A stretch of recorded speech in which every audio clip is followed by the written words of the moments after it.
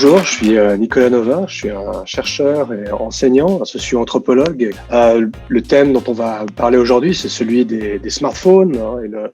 fait que les smartphones sont des objets qui sont d'un côté fermés, obsolescents et pas toujours facilement réparables, et puis d'un autre côté, du point de vue des gens qui les utilisent, des objets qu'on essaye de faire durer le plus longtemps possible par différentes opérations de maintenance, de réparation ou de bricolage. La première façon, c'est de le prendre du point de vue assez général, qui consiste à dire on ne le répare pas tellement parce que il y a toutes sortes de phénomènes qui le rendent difficilement réparable. Mais il y a toute une autre dimension qui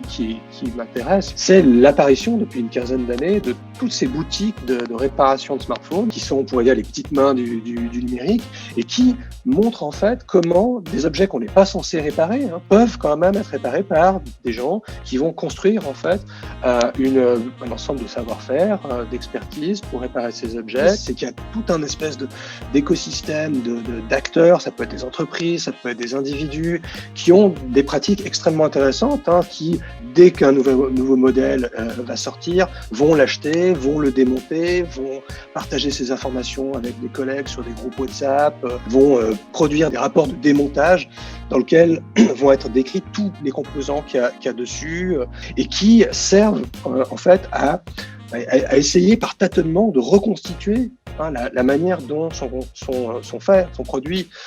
sont constitués ces smartphones et à aider tout un ensemble d'acteurs. Et en fait, on pourrait dire qu'il y a une sorte de compétition entre des marques qui essayent à la fois d'empêcher les réparateurs et des réparateurs qui essayent quand même d'agir.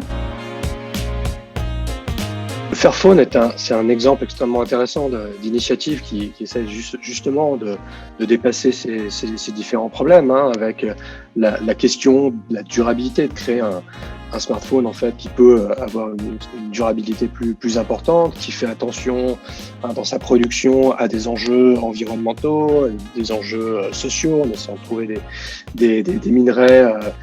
des métaux critiques qui ne viennent pas de zones de conflit. Tout l'enjeu, et on s'en rend compte quand on veut acheter un Fairphone, c'est que il vient en fait en rupture avec le modèle économique traditionnel. Alors c'est sain d'un côté, mais ça nous montre aussi que l'économie du smartphone, notamment par la subvention, fait que si on n'a pas cette subvention par les opérateurs téléphoniques, en prenant un abonnement sur une certaine durée, un an ou deux, le téléphone va coûter très cher. L'intention, elle est fondamentale, elle est importante,